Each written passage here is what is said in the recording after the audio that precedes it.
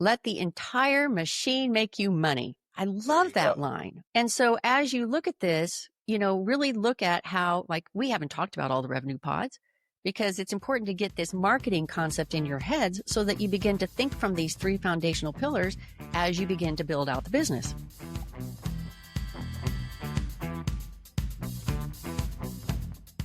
Welcome to Mastering Restaurant Revenue, turning restaurant dreams into significant profit.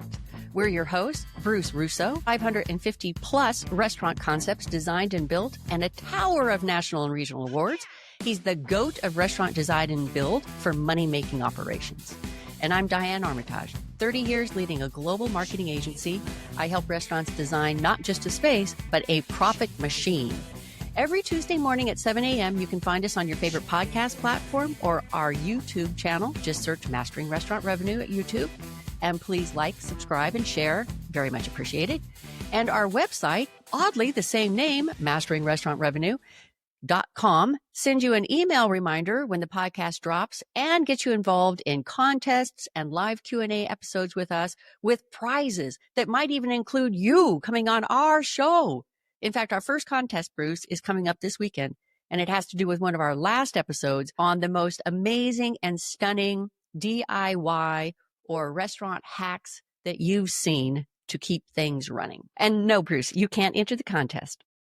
No, I'll sit this one out. No. Okay, so Bruce, the number one reason why restaurants hire you, why do you think the number one reason is that they hire you? To design the restaurant to make money. Dang right. As and a the number one reason package. why it is a complete package, which we're going to hear about today. The number one reason why restaurants hire me, they're always asking me, how are we going to make more money this year? So they hire you to design a restaurant to make more money, and then they come to me and ask me how they're going to make more money. Unfortunately, this usually happens after they've had a great opening, and then they start to slump and slide in the numbers, and then they call me. And that's okay. I can definitely help. But I've got to tell you, just like Bruce, it's better to have a strong restaurant marketer with a strategy all the way from the day you receive your business license for the space you're planning to fill. Yes. It could be a second-generation restaurant. It could be an empty asphalt square in a parking lot somewhere. It doesn't matter. That's when you should be calling me in. What do you think about that, Bruce? I think you should even be earlier than that. Probably like you need to be on board after the second schematic design has been reviewed with the owner. Because then that's when I point to you what the revenue pods that I'm designing, which lets you build your marketing strategy accordingly. It starts that early. It starts that early, trust me. And it may even start earlier than that, because in many cases, Bruce, when people come to you, I'm sure one of the first questions you ask them is, what's your brand? What do you want? What's the look you want? Right? What's your ticket average? What's your ticket average is key. What's the ticket average? Yeah. We don't want to design a $300 ticket average restaurant for burgers and fries. Exactly. Unless they're really famous burgers. Yeah, but it doesn't work. Made out of all kinds of different kinds of meat. Yeah. But no, I agree with you. So the branding is actually there at the schematic stage. Correct. And, I think in a lot of cases, restaurant owners will get involved in telling you what they want it to look like, or they have a menu that they want to build the whole concept around. But what they're really wanting to do, and what you see better than they do, is that they want to have an end result feeling with their clientele. And that end result feeling is what you design. It really is. Because they want to have this kind of energy. They want to have this kind of a ticket. They want to have this kind of that. And they tell you all of this. But what they're really telling you is, we want our clients to feel this way when they're in our restaurant. And I think that's what you're so good at designing. Well, and it plays into what you do, because here's how I view it. The ambiance is the start and finish of the dining experience. Okay? So it's the bookend. There's about a 15 to 60 second ambiance period where that ambiance from design hands off to operations. And when that hands off to operations, whatever level that design is, that needs to be the level of operations. They need to go hand in hand. That's why it's so Correct. critical to design it all as a unit, because if you notice the restaurants that really do well and seem to make money just falling off a log, really analyze what they're doing. When you walk in and the handoff from the design and the ambiance, when you first walked in the door to the handoff to the operations, it's flawless. That is absolutely correct. And I love how you said that it ends in ambiance as well, because Yes, one of our most recent episodes was on restrooms, right? correct. And that tends to be the last place a woman will go to powder her nose. A man Correct. will go before he gets in the car. And Correct. that restroom has to have that psychic revenue pod. I like to call it the psychic revenue pod. Correct. So we've been talking a lot about how you implement revenue pods, but we also have psychic revenue pods that we'll be sharing with all of you. Yeah. So what I've always been teaching clients along the way is about the three foundational pillars. The three foundational pillars I teach to any of my marketing clients anywhere along their journey. And it starts with this analogy that the great Jay Abraham taught me years ago. Do you know Jay Abraham? I don't. Okay, you're the GOAT in restaurant design. Uh-huh.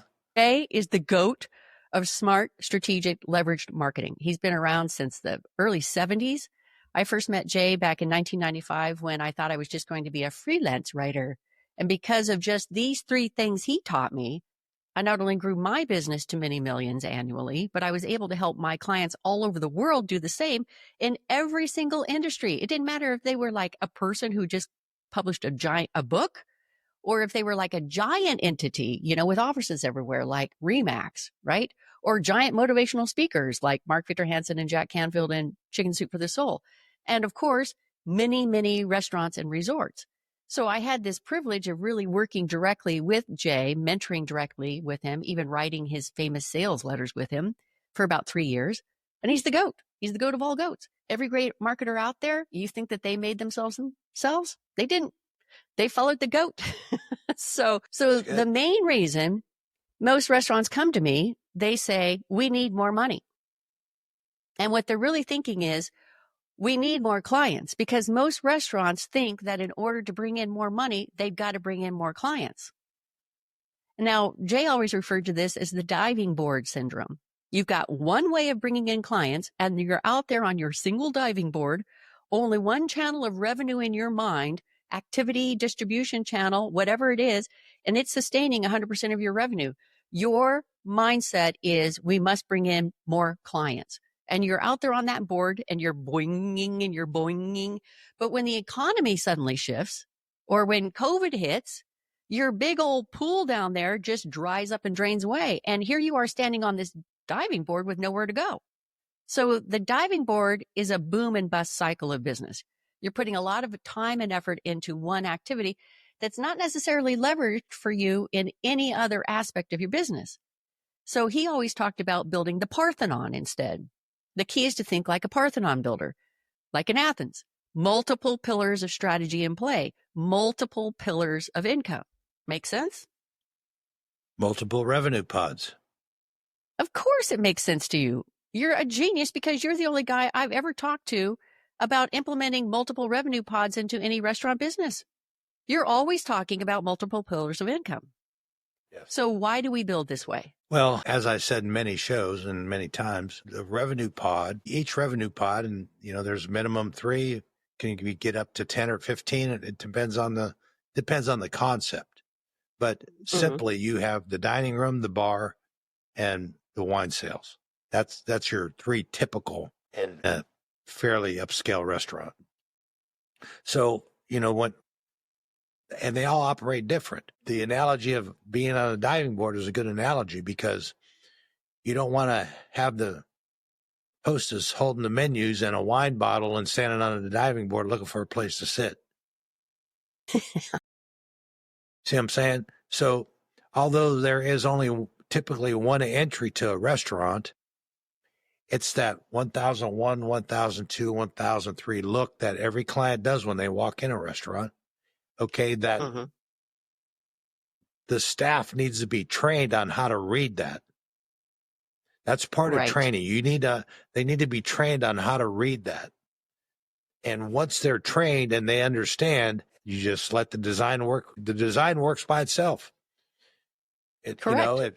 It shows people which way to go. And so what you're saying is that you could be leading them into the dining room. They may want to be going into the bar for a different experience, a different revenue pod, right? Correct. And so you have these different functional pillars in place from the very beginning, or these functional revenue pods in place. Now, like you said, most restaurants only do 3. They're not thinking about all the other revenue pods that you and I teach about, right? So one pillar may not be as activated in the winter months, like the patio revenue pod, for instance. We've been talking about patios, right? So one pillar may go down a little bit, seasonal, or, when it's raining, but you've got other pillars in place, cocktail tables, things that you've implemented that will continue to sustain that level of income, right? Well, you may have a pillar go down completely. Like, what day was it? January 17th, 1920. What happened on that day? Do you know? Prohibition. There you go. Prohibition entered as a law, and the entire country went dry at midnight that night, right? Now, we both know that all sorts of restaurants found their way around that little inconvenience, right? But for the majority of restaurants out there who decided to follow the new rule, it would be like today, suddenly your bar revenue, your cocktail table revenue pod, even your wine program revenue pod would dry up in a day. Like when COVID hit, my friend Ruben and I were just talking about this on my Best of Laguna Beach radio show last Monday. While every restaurant was bemoaning their future existence, 3 restaurants here in Laguna Beach were up and running fast and furious in takeout business in like 2 days. So when you have multiple pillars in place, revenue pods, as you've coined for us, you're giving yourself leverage, right? You're allowing yourself to pivot. You can turn on a dime. It allows you to move more freely with new ideas, trying new ideas in different parts of that concepts, in all of the different concepts, right? And it allows you to survive these expected seasonal slowdowns and these unexpected crises like COVID or prohibition. All right? Make sense? Yeah. So in a city like Laguna, you could pretty much set your calendar on when. Yes. It's to the day, to the hour, the morning of. It is. When all the snowbirds go back, it's the morning of. The airport's crowded and all the restaurants are empty. And they stay empty for a period of time until they come back. I could give you the exact week that it happens and the exact week it begins to build. Yeah, yes, exactly. Yeah. So you have to look at these kinds of changes and you have to look at, okay, how are we going to have all of these different pods in place so that we keep the Parthenon standing, right? So that gets us back to the 3 foundational pillars that I teach to increase income. So when I ask my restaurant clients what they do to increase business, they give me a litany of marketing things that they've been trying. Oh, we're trying this and we're trying that and we tried Yahoo ads and we tried Yelp ads and we did this and we did that. And, we put our lights up in Las Vegas on the big TikTok thing. And there are plenty of marketing and advertising employees out there for restaurants. Buy this and you'll make millions. Buy with our ads and you'll get new clients. Our hospitality industry is slathered in all of these expensive options. It's like overwhelming. But that's advertising. That comes later. That's not at the foundation of increasing business. So when it comes to 3 ways to increase business, increase income in any industry, especially in restaurants, there's only 3 things. 1, you increase the number of clients. 2, you increase the average size of the sale per client. And 3, you increase the number of times they return and buy again.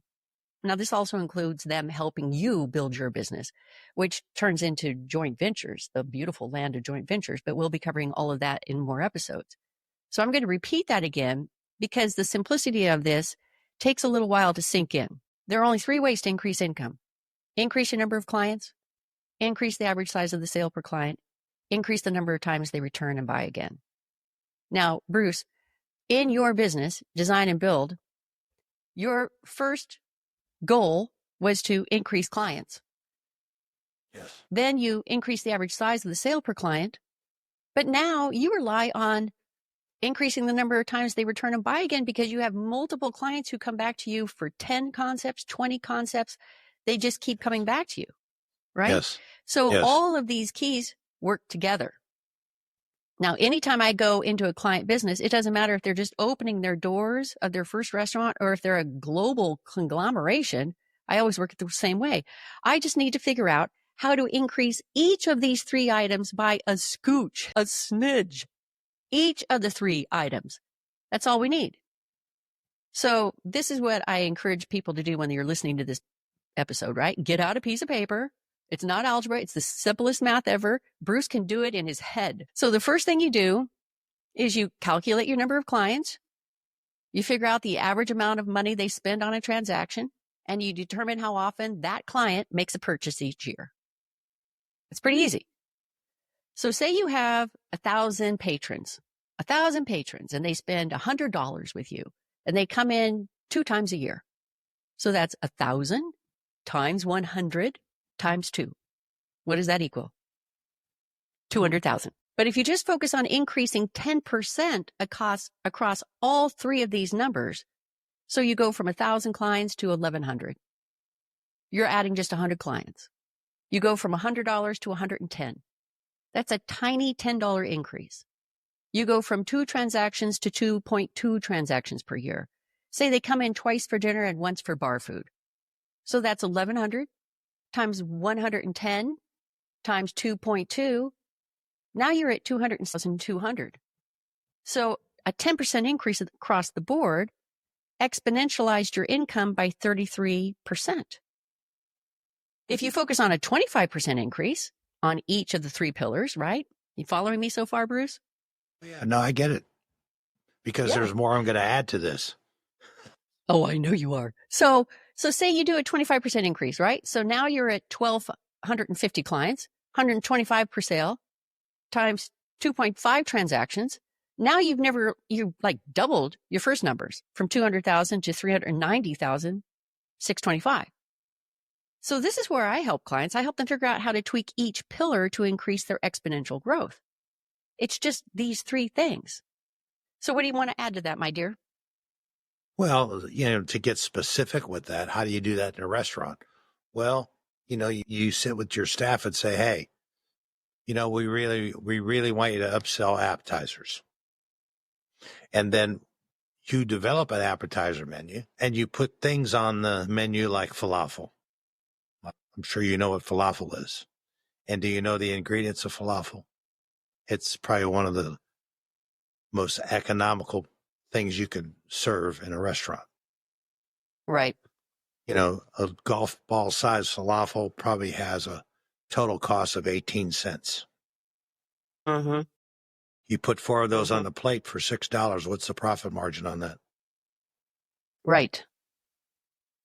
We my friends and I just ordered edamame, beautiful big bowl of edamame that was, kind of grilled. And then they, diced it up with they had all kinds of salt and beautiful stuff on it. Okay. Yeah. Huge bowl. How much does that cost? Pennies. Yeah. It was $15. Yes. And probably at a $2. Right. Right. So, as you start to look at these, you start looking at how you can increase across the board, and these revenue pods begin to fit in this. Now, most restaurants, they are only focused on curtain number 1. They're thinking of how to increase the number of clients. And they fall prey to this. We got to get more clients in the door. We got to get more clients in the door. Well, and if we can't get more clients, then we're going to haphazardly raise the prices, which is a really bad form of handling curtain number 2, increasing the size of the sale. But if you go back to where restaurants spend the most needless advertising dollars, across the life of your business, it is necessary to spend some advertising dollars, but the amount of spend that you designate changes dramatically when you look instead at how you can leverage your 3 pillars from within first. And that is Bruce's revenue pods. Correct. We've been talking the literal revenue pods, and then there's the psychic revenue pods. And what we're getting you to do here is to think, getting you to utilize what's already there in your business and your brand.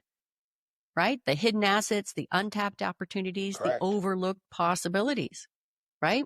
Let the entire machine make you money. Let the entire machine make you money. I love that line. I love that line. And so as you look at this, really look at how, like, we haven't talked about all the revenue pods because it's important to get this marketing concept in your heads so that you begin to think from these 3 foundational pillars as you begin to build out the business, as you begin to change things in the business.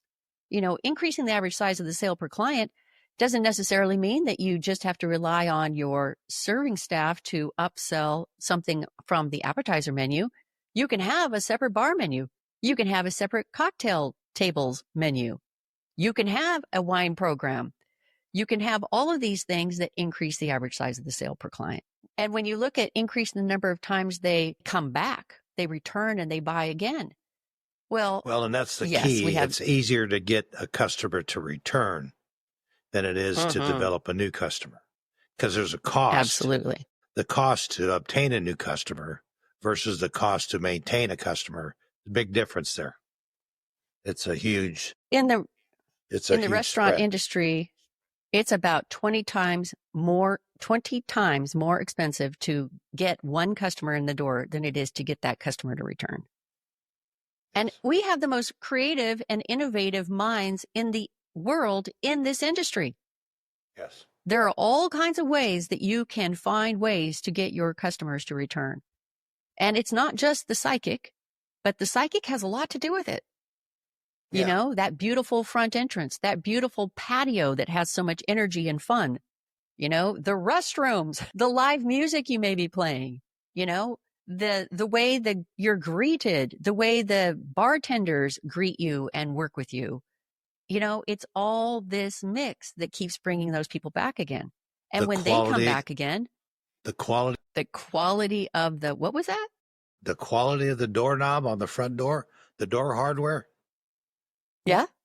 You need to spend some serious money there. Yeah. No way. Yes. Is that another trick of yours? Oh, yeah. You always that want is really cool. Quality hardware on the front door, and the front door needs to be a quality entry door, and whatever the design may be. Yeah, that's very cool. Well, the same goes for restrooms. You want that to be quality fixtures in there as well. I mean, not only to stand the test of time, but to just impress people. Just be like, wow, I just did a concept this feels really here good. In the Dallas Cowboys headquarters. It was it was a burger shop. The overall facility is designed for walking traffic, but in order to see the sign of the building that we just did, you got to be across the street. So when you're on the same side of the street walking up the sidewalk, you have no clue what you're walking past because the sign is above the canopy. So we have when that you're walking problem a lot parallel in with the street, same thing in Laguna. So in this particular case, I made the front door hardware a 3-foot circle. I put a pair of doors and split that circle, and then I laser cut the logo of the concept into that door pull. I remember you showing me that. So it was the door pull and the concept signage all in one. Yeah, that was beautiful. And it was an eye catcher because the doors were beautiful. Yes. The doors were beautiful. It said, this is something significant to take a look at. Correct. Yeah, for sure. And I mean, it's an upscale. It's more than a burger concept. There's other things on the menu, but it's more of like a simple kitchen kind of concept with burgers being the main ingredient on the menu, but made all the difference in the world. Yeah. Isn't that interesting? Isn't that interesting that you think of the approaching traffic, the walking pedestrian traffic and the driving traffic? You were just telling me about the restaurant that you designed in Laguna Beach, which is now being taken over by a great concept, which I'm really happy to hear about.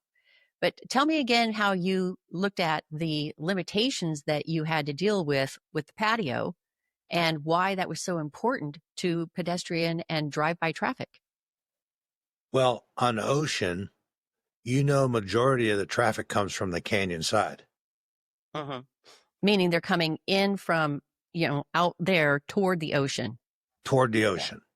Okay, so when the curb appeal of that building, you see the front door and then the building, and then the patio.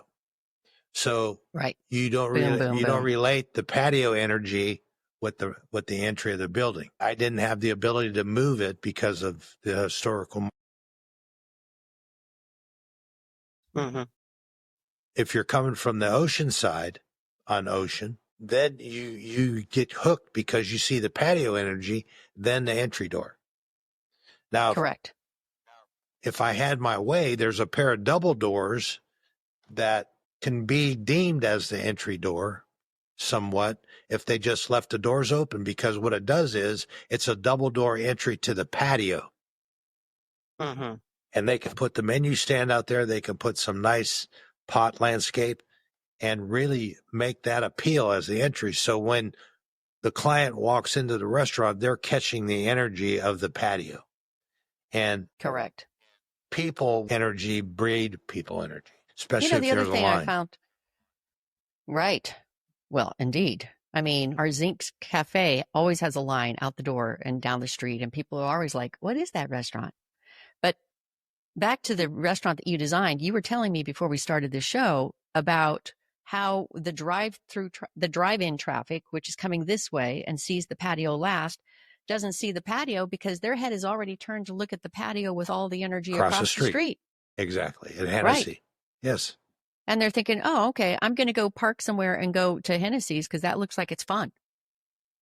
And that's really an interesting concept. Finney's Craft House came into our old White House restaurant, which was the first restaurant we ever had in Laguna Beach. It took, a long time to renovate that place. And they created a patio. I don't know that they increased the square footage of that patio only by a little because they were kind of limited to historical standards as well. But they will seat people on that patio. Same with Nick's, the other restaurant. They'll see people on the patio before they seat them inside. And most people want to be on the patio. Yes. But they will seat those people on the patio for what obvious reason? Because it generates energy and noise on the street as people are driving by and as people are, walking by. It's a very big deal.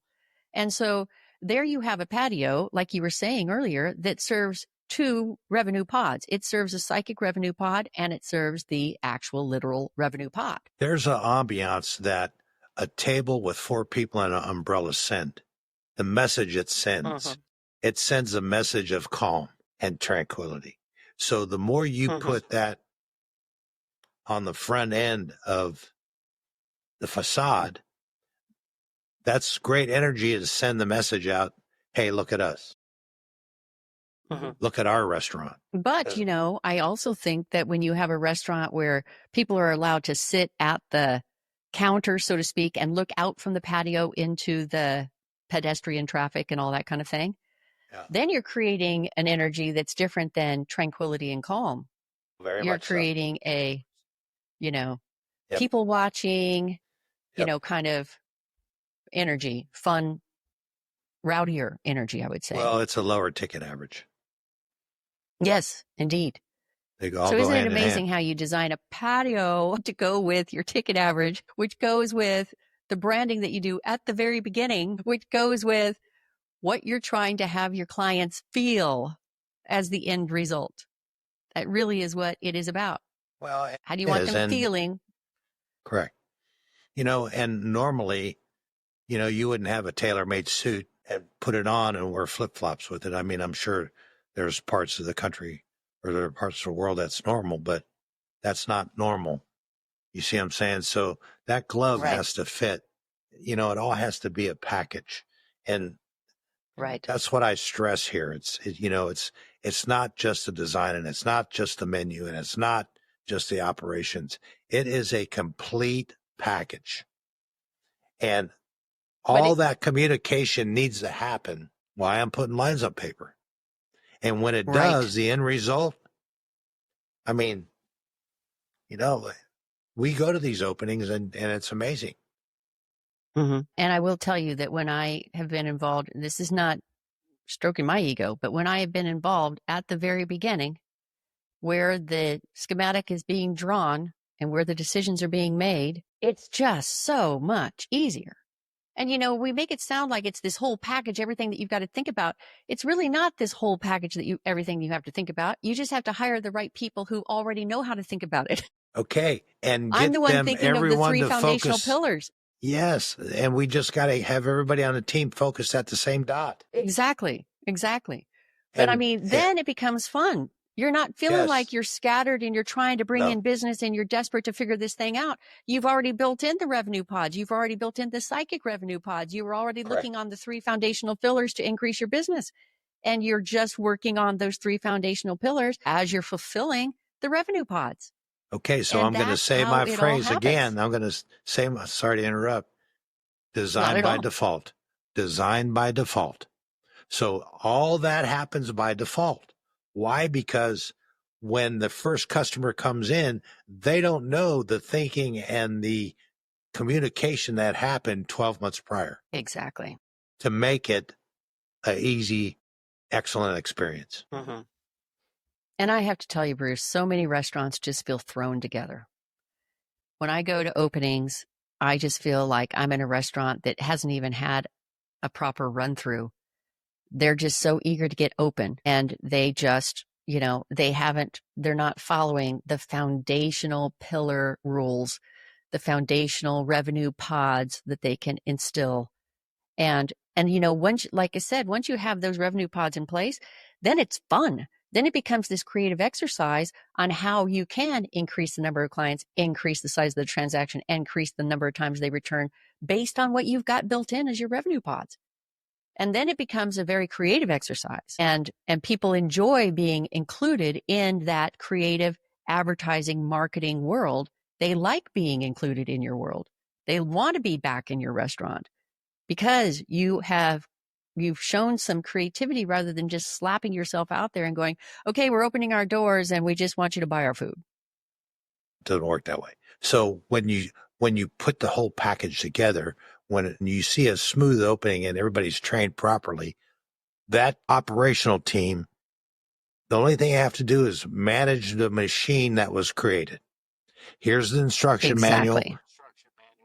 You just need to manage the machine that we designed and built for you. Right. It doesn't have to be a disaster. I'll tell you, and it saves, not only hundreds of thousands in design flaws and issues, lost revenue because of design flaws. It saves hundreds of thousands in marketing and advertising spend because you've thought it through from the beginning on a very strategic and leveraged platform. And that's all the difference. Well, it's because it's not trial and error. Exactly. It's not a trial and error. When you have, and you've seen them, I've seen them, trial and error openings. We're going to try this. Well, I'm not sure. We didn't have a good response for a week, so we're going to change a complete menu. Well, yeah, what did they learn in a week? I've seen it. Yeah, you've seen it. I've seen it. You go to the opening and somebody says, "Hey, how was the opening?" You tell them, "Oh man, you got to have this dish. It's excellent." Well, a friend goes 10 days later and says they didn't have it on a dish. It was I don't know what menu you were talking about because the menu that I seen totally different. That's suicide. That's restaurant management suicide. It is. It is. And I can't tell you how many times I've taken pictures of the day opening menu, which I never put out to the public because I know what the restaurants are going to do. And sometimes they decide, okay, well, we started too big. We're going to go a little smaller, whatever, but all these people will publish the menu from the first day because they were there and everything changes on the menu. You're like, no. And one of the other things too is to remind people that,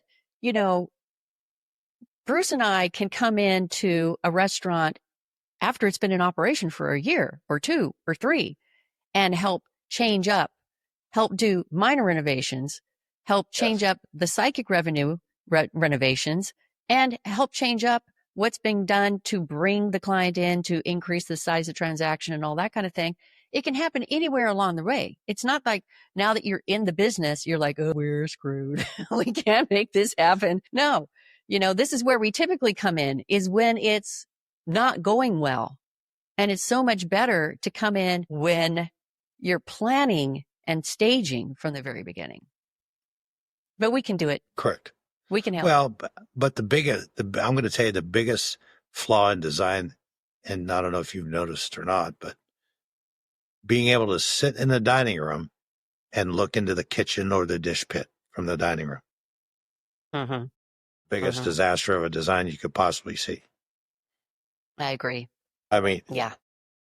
the dish pit isn't No. something that you kind of dish pit and appetite doesn't work in the same sentence or the same. Absolutely. You know what I'm saying? I And I agree. can tell you, there's many designs that restaurants I go to, it's like unbelievable. Unbelievable. Yeah. And Well, I can tell you I that know. I spend hours, I sit with my CAD and I draw lines into the kitchen, out of the kitchen and into the kitchen and make sure if you're a paying client, you're not looking. If it's an open concept, it's a different thing. But open concepts, I put glass from 48 inches up. I still don't let them.